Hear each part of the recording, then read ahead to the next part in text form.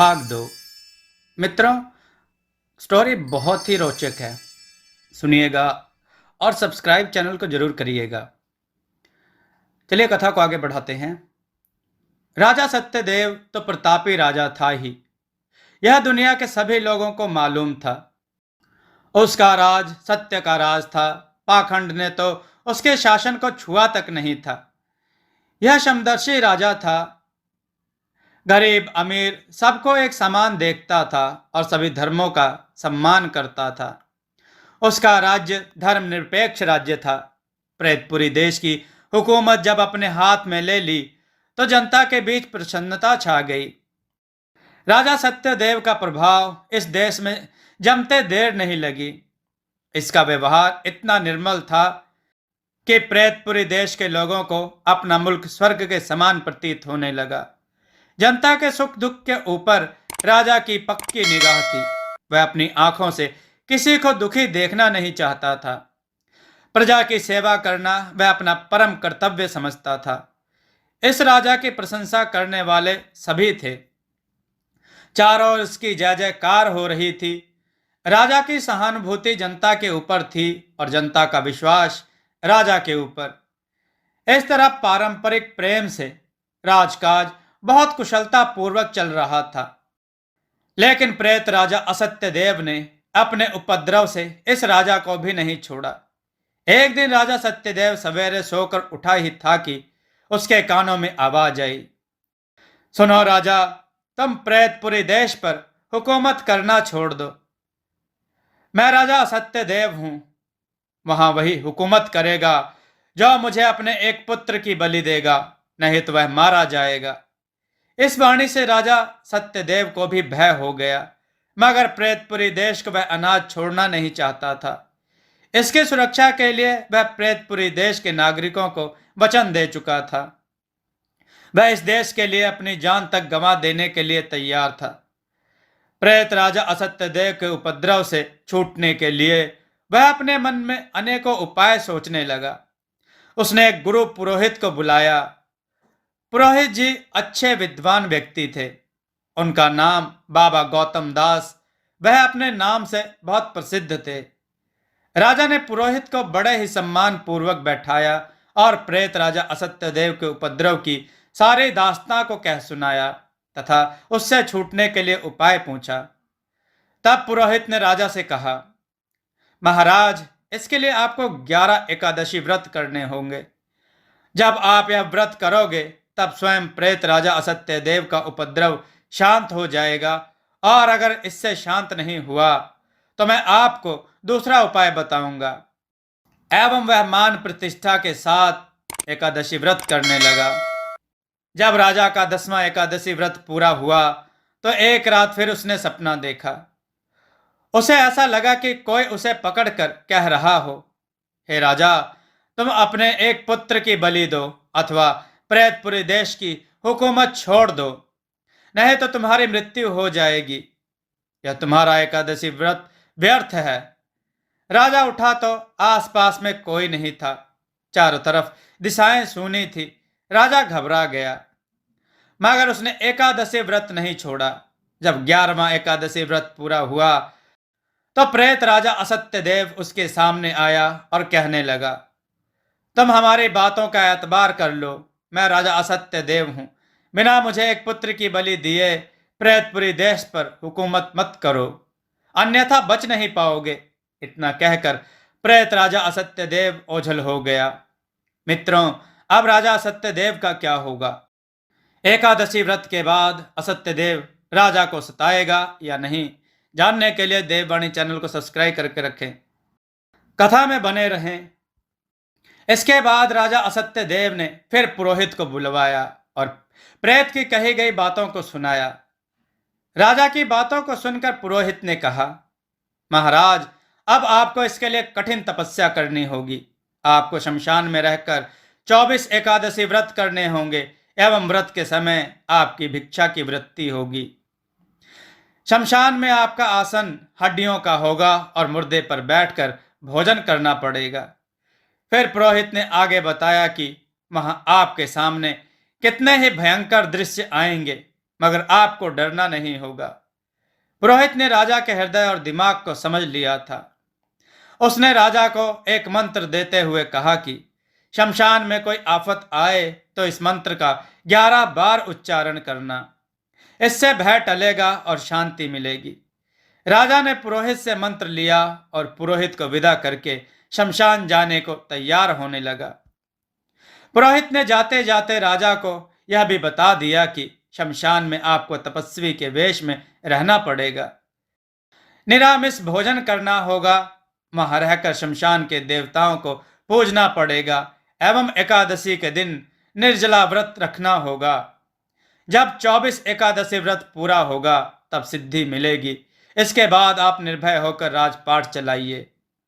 नगर से बहुत दूर गंगा नदी थी, जिसके किनारे पंडारी नाम का घोर शमशान था, जहां दिन रात लाशें जला करती थी। काग, श्रगाल और कुत्ते आदि झुंड के झुंड इधर उधर घूमते नजर आते थे। चारों ओर हड्डियां बिखरी थीं, जहां तहां मांस के टुकड़े पड़े थे। दिन रात पिशाचों की क्रीड़ा से दिल दहल उठते थे। उस भयंकर और घृणात्मक शमशान में राजा अकेले जेठ की दोपहरी में आया।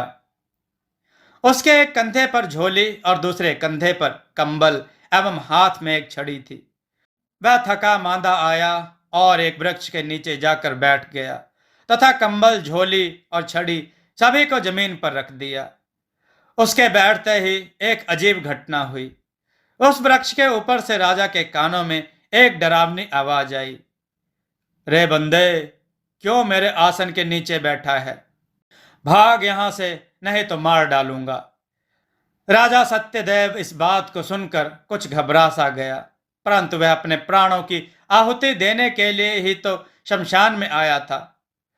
उसके हृदय में दो बातें थी, प्रेतपुरी देश की रक्षा या मौत।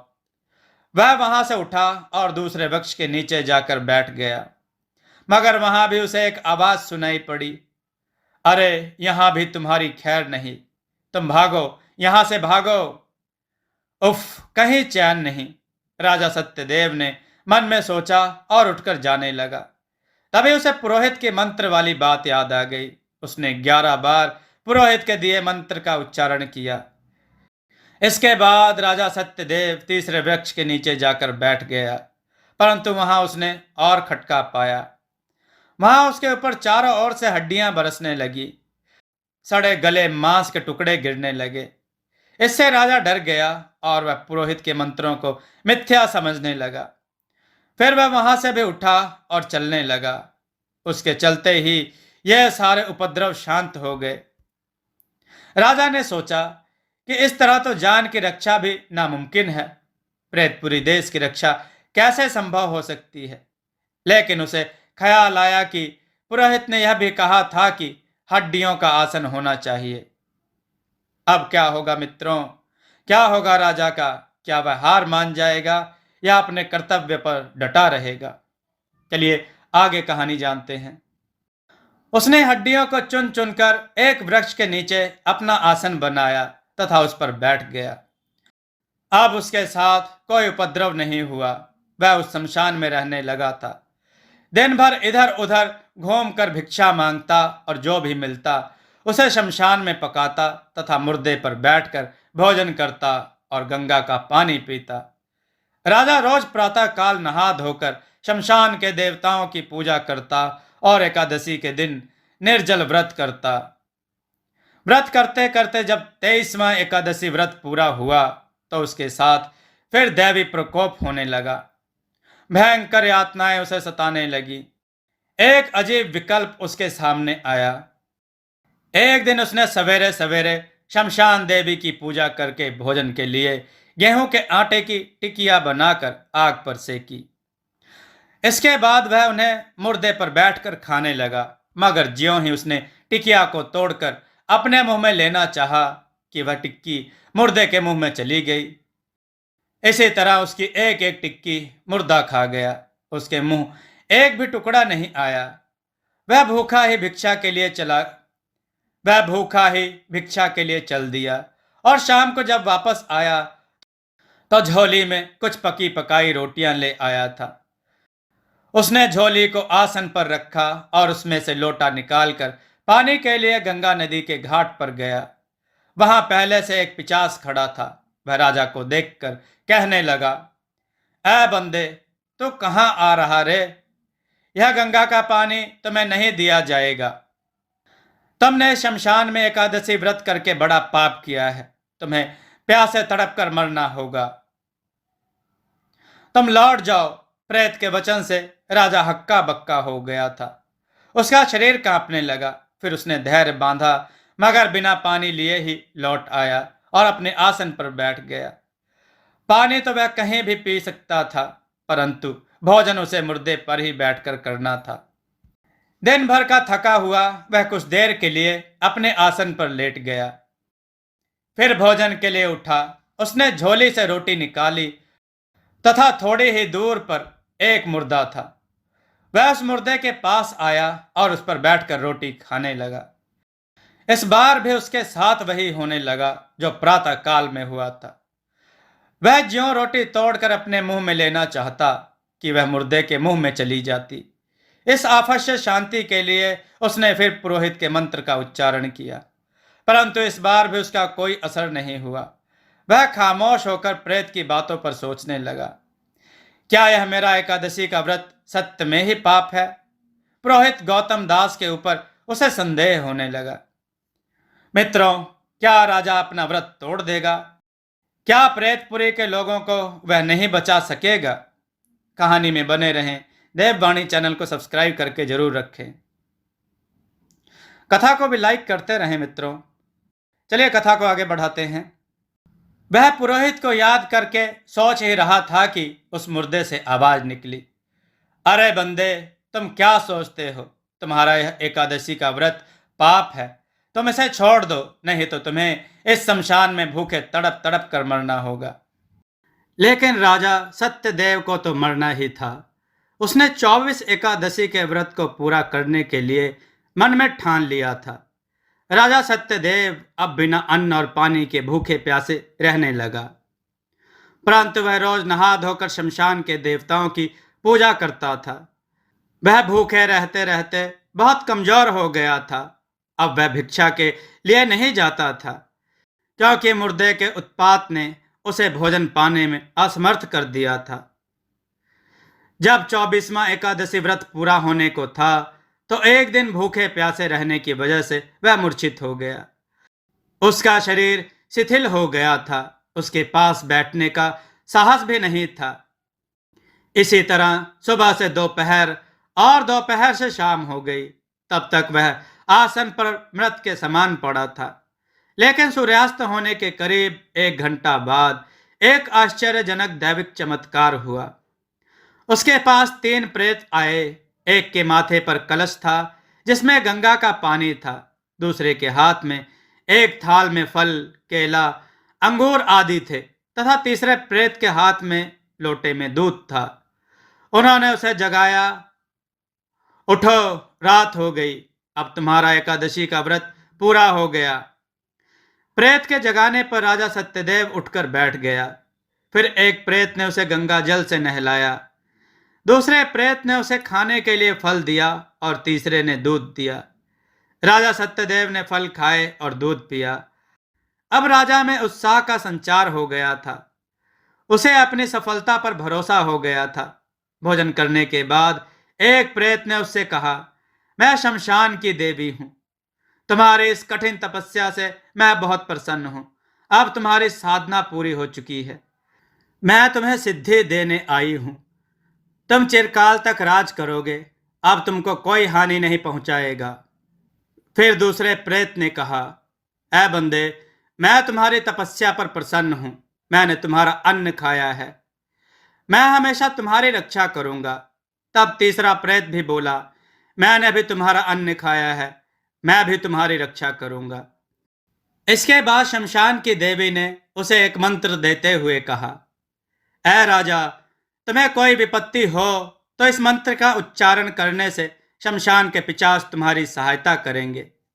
राजा मंत्र लिया और तभी सारे प्रेत गायब हो गए। राजा ने सोचा, रात हो गई है, कहाँ जाऊं? रात भर के लिए इसी शमशान में गुजारा कर लूं। वह उसी शमशान में ठहर गया। जब सुबह हुई तो उसने नहा धोकर शमशान देवी की पूजा करके अपने राज्य को प्रस्थान किया। अब राजा सत्यदेव को प्रेत राजा असत्यदेव का भय नहीं था। सबसे पहले उसने पुरोहित गौतम दास को बुलाकर एक यज्ञ करवाया, जिसमें विश्व के सभी राजाओं को आमंत्रित किया। इस अवसर पर विश्व के बड़े बड़े राजा वहां पर आए एवं यज्ञ का कार्यक्रम प्रारंभ हो गया। होम के धुएं से आसमान काला हो चला, जैसे घटाओं का प्रकोप हो गया हो। मंत्र के उच्चारण से ही दिशाएं गूंज रही थी। हाथी, घोड़े तथा ऊंट के झुंड अत्यंत ही शोभायमान प्रतीत हो रहे थे। वहां सबके लिए भोजन पानी का पूरा प्रबंध था। यज्ञ पूरे जोश और विधि विधान से होने लगा। यज्ञ के समाप्त होते ही प्रेतपुरी का राजा असत्यदेव वहां पर प्रकट हो गया। उसने राजा को सबके सामने धमकाया, हे राजन, तुम प्रेतपुरी को छोड़ दो। यहां पर तुम्हें राज नहीं करना, इस पर मैं ही राज करूंगा। असत्यदेव जोर जोर से कहने लगा। इससे सारे देश के राजा घबरा गए। प्रेतपुरी का राजा असत्यदेव अपने भयंकर रूप में वहां आ गया था। सभी राजा बुरी तरह से भयभीत थे, लेकिन राजा सत्यदेव उसके इस रूप से बिल्कुल भी विचलित नहीं हुआ, क्योंकि उसने 24 एकादशी व्रत शमशान में बैठकर किए थे, जहां प्रेतों ने उसकी पूरी परीक्षा ली थी। अब उसके मन से भय बिल्कुल निकल चुका था। सत्यदेव राजा ने शमशान देवी के दिए हुए मंत्र को बुदबुदाया। मंत्र के बुदबुदाते ही महाशमशान के सारे प्रेत इकट्ठा हो गए और सबने असत्यदेव को चारों तरफ से घेर लिया। असत्यदेव यह सब देखकर घबरा गया। वह वहां से भागना चाह रहा था, किंतु प्रेतों के झुंड ने उस पर हमला कर दिया और उसे उठाकर हवन कुंड की अग्नि में डाल दिया, जिसके प्रभाव से प्रेतपुरी का राजा असत्यदेव उसका अंत हो गया और अब सत्यदेव प्रेतपुरी का राजा बन गया था। दोस्तों, आपको यह कथा कैसी लगी? अपने विचार और सुझाव कमेंट में जरूर दें। हमारी कथाओं को लाइक करें, हमारे चैनल को सब्सक्राइब करना न भूलें। हमारी कथाओं को शेयर जरूर करें, जिससे लोगों को अच्छा ज्ञान प्राप्त हो। जय श्री राम भक्तों।